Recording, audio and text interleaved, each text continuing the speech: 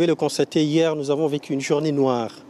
Une journée noire, une balafre sur la démocratie sénégalaise. Un recul démocratique. On ne peut pas comprendre dans un pays normal qu'un leader de l'opposition soit bâillonné, soit opprimé jusqu'à le mettre sous mandat de dépôt pour des motifs fallacieux. Nous trouvons cela inadmissible. Il appartient au Sénégal de prendre leurs responsabilités. Et cette persécution continue. Nous avions hier décidé de faire un point de presse. Ils nous ont sortis du siège du président Déthié Fall. Aujourd'hui, nous avons lancé un communiqué pour tenir une conférence de presse au niveau du siège du PUR, notre siège, et ils ont fait de même.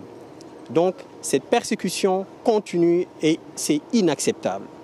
Qu'est-ce qu'ils nous reprochent d'aimer le Sénégal? Qu'est-ce qu'ils reprochent à Ousmane Sonko d'aimer son pays? Vouloir bâillonner Ousmane Sonko, vouloir,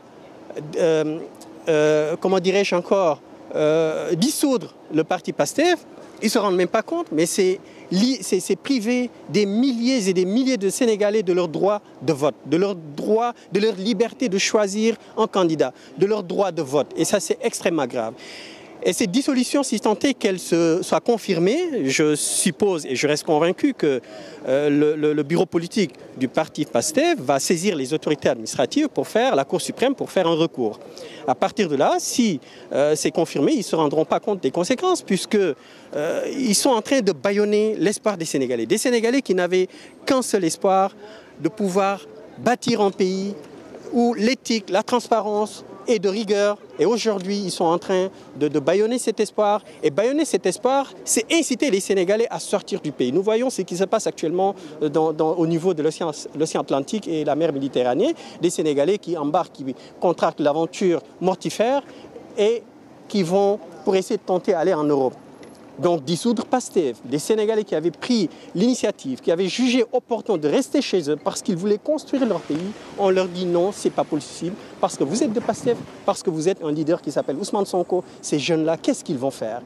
Est-ce qu'ils auront le courage encore de rester dans ce pays? Est-ce qu'ils vont continuer de croire à la République? C'est dangereux ce qu'ils veulent faire, d'autant plus qu'ils n'y sont pas encore arrivés. Il appartient aux Sénégalais dans la globalité, pas seulement à l'opposition, pas seulement à la coalition Yewwi Askan Wi, mais à tous les Sénégalais de faire cesser cette tyrannie qui est en train de s'installer depuis 2012 sur le pays. Et quelle sera la prochaine étape de Yewwi? La prochaine étape, Yewwi Askan Wi va se concerter et puis on déclinera ce qu'on devra faire, mais il est hors de question qu'on reste et ne rien faire. C'est pas possible.